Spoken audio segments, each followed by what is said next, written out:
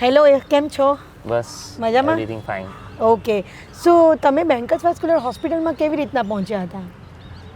બેન્કર્સમાં વડોદરા મને પ્રોબ્લેમ થયો એટલે પછી મેં ત્યાં એક ફ્રેન્ડ થ્રુ મને ખબર પડી. રેફરન્સ શેનો પ્રોબ્લેમ થયો હતો તમને? મારે રાઈટ લેગમાં નસો એમ સ્વેલિંગ આવતું હતું. ઓકે. ઊભા રહેવાથી, ચાલવાથી મારું લાઈફસ્ટાઈલ ને વર્કિંગ થોડું વધારે ઊભા રહેવાનું છે. ઓકે. પછી એમના જોડે કોન્ટેક્ટ થયો એટલે મેં ત્યાં કોન્ટેક્ટ કર્યું ક્લિનિક પર. કઈ જગ્યાએ કોન્ટેક્ટ કર્યો હતો તમે? બેન્કર્સ વાસ્ક્યુલર છે આપણે અકોટા. ઓકે. ત્યાં કોન્ટેક્ટ કર્યું. ઓકે. તો ત્યાંથી પછી ખબર પડી કે આ વેરિકોઝ વેન્સ છે. તો તમને ખબર નહોતી વેરિકોઝ વેન? ત્યારે એટલું ક્લિયર ખબર નથી. લોકોએ કીધું પહેલાં 5 વર્ષ બેક મને ડોગ બાઇટ હતું તો એના લીધે કે હોઈ શકે છે, ક્લોટિંગ હોય. Okay okay. પણ પછી ત્યાં ગયા પછી મેડમે જ્યારે ચેક કર્યું એના પછી ખબર પડી કે આ વેરિકોઝ વેન્સ છે. અચ્છા, તો 5 વર્ષ પહેલાં તમને શું શું સિમ્ટમ્સ હતા અને તમે કયા કયા ડૉક્ટર્સને બતાવેલું હતું? ત્યારે નોર્મલ જે MBBS ડૉક્ટર હતું એમને દેખાડેલું તો એમણે કીધું નોર્મલ ડોગ બાઇટ છે તો તમે જે પ્રોસિજર હોય એના હિસાબે તમે ઇન્જેક્શન લઈ લો. અચ્છા તો એ બધું પ્રોસેસ કર્યું ત્યારે કોઈ પ્રોબ્લેમ નહોતું. એના પછી ધીમે ધીમે મારે જે રીતે જોબ વર્કિંગ ને વધારે ઊભા રહેવાનું થયું પછી સ્વેલિંગ વધવાનું શરૂ થયું. ઓકે, એટલે નસોમાં તમને સ્વેલિંગ વધતી હતી, નસો ઉપસી જતી હતી. હા, ઉપસી જાય. પછી એમાં બ્લડ જે નીચેથી ફ્લો ઉપર જવો જોઈએ એ બેક આવતો હતો. ઓકે, એ તમને ક્યારે ખબર પડી? એ પહેલાં એક સર્જનને દેખાડ્યું, આદિપુરામાં છે આપણે. ઓકે. એમને દેખાડ્યું. એના પછી મેડમને દેખાડ્યું. અચ્છા. આપણે બેન્કર્સ વાસ્ક્યુલર. હા. ત્યારે એમણે કીધું કે આ મેઇન જે રીઝન છે એ આ છે, વેરિકોઝ વેનનો પ્રોબ્લેમ છે. વેરિકોઝ વેન્સ ને ક્યાંથી જે પ્રોબ્લેમ ક્રિએટ થયો છે એ પણ એમને દેખાડ્યું કે અહીંથી પ્રોબ્લેમ ક્રિએટ થયા છે. તો તમને 5 વર્ષથી તમે હેરાન થતા હતા તો તમને અત્યાર સુધી કોઈ ડોક્ટરે કહ્યું નહોતું કે આ વેરિકોઝ વેન છે એમ? લોકો કહેતા હતા કે વેરિકોઝ વેન્સ હોઈ શકે છે પણ છે એવું નથી. ખાલી હોઈ શકે છે એવું કહેતા. સુપર સર્જન છે આપણે આદિપુરામાં, એમને પણ મેં દેખાડ્યું. એમને પછી કલર ડોપલર કરાવ્યો તો કે હોઈ શકે છે. આપણે એને પછી પ્રોસિજર કરો, પછી જે ટ્રીટમેન્ટ કરી, ગોળીઓ ને બધું મેડિસિન્સ ચાલ્યું. ઓકે. પણ જે તારણ આવે છે ને ફાઇનલ ડિસિઝન એ નહોતું એ ટાઈમે. અચ્છા. પછી મેડમને કોન્ટેક્ટ કર્યું, ત્યાં સારી રીતે બધું ચેકઅપ થયો. ડોપલર પણ મેડમે કરેલું એ ટાઈમે. Okay.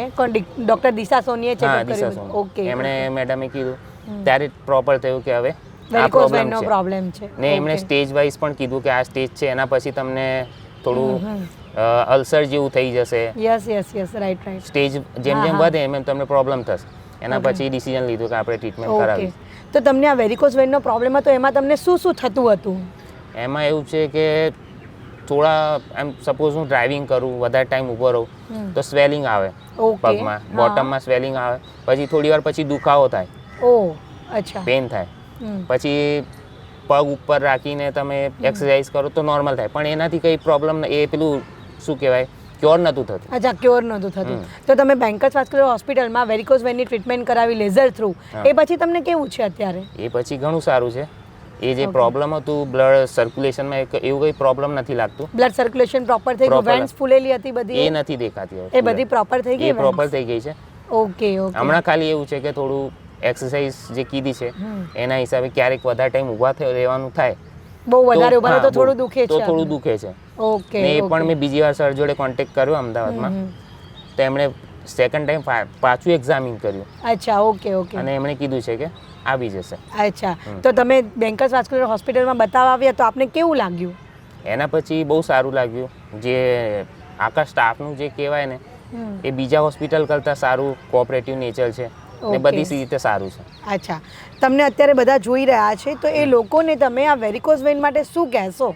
As per my knowledge આપણે વેરિકોઝ વેન્સ એ પહેલાં એવું લોકો એવું ધારણા હતી કે સિનિયર સિટીઝનને જ થાય છે. યસ. પણ એવું નથી. હમણાં આપણી જો લાઈફસ્ટાઈલ સારી નથી એના હિસાબે આપણે કહી શકાય તો જે ટીનેજથી લઈને અપર લેવલ સુધી થાય છે.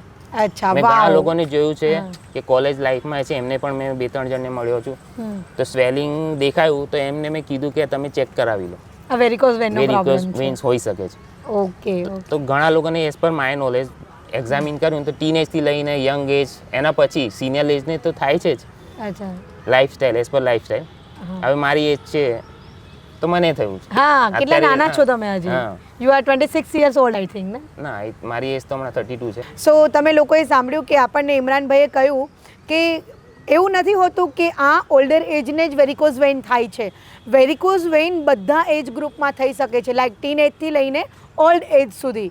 ઇમરાનભાઈ પોતે 32 વર્ષના છે, એમને વેરિકોઝ વેઇનનો પ્રોબ્લેમ હતો. ઘણા ટાઈમથી 5 વર્ષથી એમને હેરાન થતા હતા. એમને એક ડોગ બાઇટ થયું હતું. તો ઘણા ડૉક્ટરને બતાવ્યું, ડૉક્ટરે કહ્યું કે આ તમને ડોગ બાઇટ થયું છે, એના લીધે આ છે. 3-4 જગ્યાએ બતાવ્યું, પણ એમને પ્રોપર જે ગાઈડલાઇન જોઈએ એ ગાઈડલાઇન ના મળ્યું. પછી એમને જોતામાં ક્યાંયથી બેન્કર્સ વાસ્ક્યુલર હોસ્પિટલનો રેફરન્સ મળ્યો. બેન્કર્સ વાસ્ક્યુલર હોસ્પિટલમાં આવીને એમને બતાવ્યું, ત્યારે એમને એકચ્યુઅલમાં ખબર પડી કે આને વેરિકોઝ વેન કહેવાય છે. તો તમે શું કહો છો લોકોને, વેરિકોઝ વેનનો પ્રોબ્લેમ હોય એ લોકોએ શું કરવું જોઈએ?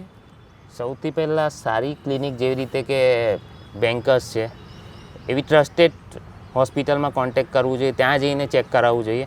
અને એમનો જે એક્ઝામિનેશન છે, જે સરનો જે ડિસિઝન મેકિંગ પાવર કહેવાય, જે નોલેજ કહેવાય, તો એમનાથી સલાહ લેવી જોઈએ. એના પછી આગળ ફર્ધર ટ્રીટમેન્ટ માટે ડિસિઝન લેવું જોઈએ. કારણ કે હમણાં 2-3 એવા પેશન્ટ પણ મળ્યા ક્લિનિક પર જઈએ છે, તો એ લોકો સિરિયસલી નથી લેતા. એઝ પર હું પણ અત્યાર સુધી સિરિયસલી નહોતો લેતો કે આ વેરિકોઝ વેન્સ છે.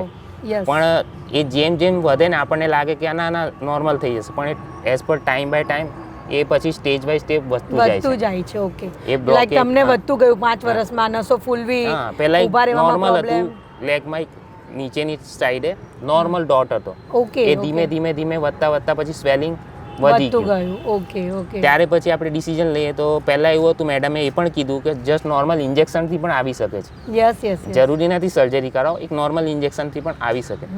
પણ એ સ્ટેજ પર હોય ત્યારે, ઇનિશિયલ સ્ટેજ હોય ત્યારે પણ તમારો સ્ટેજ વધી ગયેલો એના. તો તમે બેન્કર્સ વાસ્ક્યુલર હોસ્પિટલમાં આવ્યા તો તમને કેવું લાગ્યું? મીન્સ તમને ઓપિનિયન કેવો રહ્યો? જેન્યુઇન ઓપિનિયન મળ્યું તમને? સારું જેન્યુઇન ઓપિનિયન છે. ને એઝ પર અત્યારના આપણે સિનારીઓમાં જોઈએ તો બીજી ક્લિનિક કે હોસ્પિટલમાં તમે કોન્ટેક્ટ કરો. જ્યારે ફર્સ્ટ ટાઈમ હું ગયો તો મને પણ એવું લાગેલું કે આપણું શું કહેવાય, મીટર ચાલુ થઈ ગયું છે. ઓકે, એવું એક્ઝામિનેશન. કારણ કે બીજી જગ્યાએ મેં ઘણી જગ્યાએ કર્યું ને, પણ અહીંયા એવું નથી કે તમને એક જ વારમાં બસ જસ્ટ આવી ગયા, તમને મશીનથી ચેક કરી નાખ્યું ને ડરાવી દે છે લોકો. હમણાં એવું થાય છે કે તમને હાર્ટ એટેક આવ્યો છે, તરત ટ્રીટમેન્ટ લઈ લો. એવું નહોતું. એમણે કીધું કે તમે હમણાં આ ટ્રીટમેન્ટ ઇનિશિયલ લીધું, એના પછી મેડિસિન આપી, એના પછી કે તમે ટાઈમ લ્યો, પછી ડિસિઝન લો. અરે વાહ. ઓકે. તો પછી સેકન્ડ ટાઈમ પણ મેં મેડમ જોડે કોન્ટેક્ટ કર્યું, ત્યારે એમને કીધું કે ના, હવે અમે ટીમ જોડે વાત કરીને વેરિકોઝ વેનની ટ્રીટમેન્ટ કરાવો. પછી લતા મેડમ જોડે વાત થઈ, તો એમને કીધું કે ના, આ ડેટ પર છે ને એ દિવસે આપણે પછી ટ્રીટમેન્ટ કરાવી લેઝર થ્રુ. અને તમે જ્યારે આ ટ્રીટમેન્ટ કરાવી ત્યારે તમને કેવું લાગ્યું? ઓપરેશન થિયેટરમાં ગયા ત્યારે બધું સ્મૂથ ચાલ્યું કે તમને પેન થયું હતું? ના, કંઈ પેન નહોતું. સારી રીતે. એકચ્યુઅલી મને બહુ એ હતું, ફિયર હતું અંદરથી કે ઓપરેશન એટલે વેરી બિગ થિંગ.